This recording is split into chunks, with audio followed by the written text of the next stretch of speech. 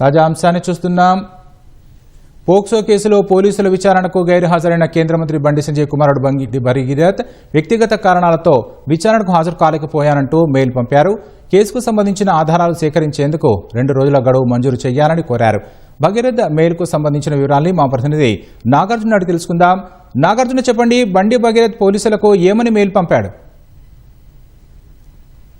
రాత్రి పోలీసులు అతని కరీంనగర్ లో నోటీసులు జారీ చేశారు. అంటే అతని ఇంటికి వెళ్ళినప్పుడు అతను అందుబాటులో లేకపోవడంతో అతను మేనమామ వంశీకృష్ణకి ఆయనకి నోటీసులు అందజేశారు. ఎట్టి పరిస్థితుల్లోనూ ఈ రోజు మధ్యాహ్నం 2 గంటలకి పేట్ బషీరాబాద్ పోలీసు ఎదుట విచారణకు హాజరు కావాలని ఆ పోక్సో కేసులో 684/2026 పేట్ బషీరాబాద్ లో నమోదైన కేసులో హాజరవ్వాలని చెప్పారు. అయితే దీనికి సంబంధించి ఉదయం నుంచి కూడా పోలీస్ స్టేషన్ వద్ద భారీగా పోలీసు బందోబస్తు ఏర్పాటు చేశారు. మధ్యాహ్నం 2 గంటలకు ఆయన విచారణకు రావాల్సి ఉండగా మధ్యలో విచారణకు ఆయన గైర్హాజరయ్యారు. ఆయన విచారణకి రాకుండా కొద్దిసేపటి క్రితం ఆయన పోలీసులకు ఒక మెయిల్ ద్వారా సందేశం అందించారు.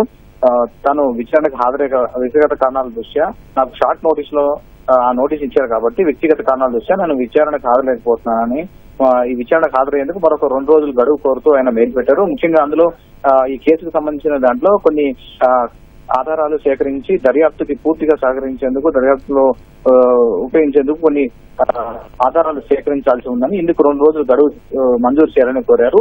సో తర్వాత ఏ తేదీ ప్రకటిస్తే ఆ తేదీన విచారణకి వచ్చేందుకు తాను సిద్ధంగా ఉన్నట్లు ఆ మెయిల్ లో ప్రకటించారు. సో చూడాలి, 2 రోజుల తర్వాత అంటే మరొక రేపు హైకోర్టులో దానికి సంబంధించిన విచారణ కూడా ఉండే అవకాశం ఉంది. కాబట్టి 2 రోజులు అంటే 15 లేదా 16వ తేదీన మరొకసారి నోటీసు ఇస్తారా? ఈ నోటీసు ప్రకారం నోటీసుని పోలీసులు యాక్సెప్ట్ చేస్తారా, లేక 2 రోజులు గడిస్తారా, లేకపోతే తిరిగి రేపు మరొకసారి నోటీసులు జారీ చేసి విచారణ సాధారణ చెప్తారనేది విషయం తెలియాల్సి ఉంది. ప్రస్తుతానికైతే పోలీసులకి నోట్ అనేది దీని మీద పోలీసులు ఇంకా ఎటువంటి యాక్షన్ తీసుకోలేదు, అంటే దీనికి ఎటువంటి రిప్లై ఇవ్వలేదు.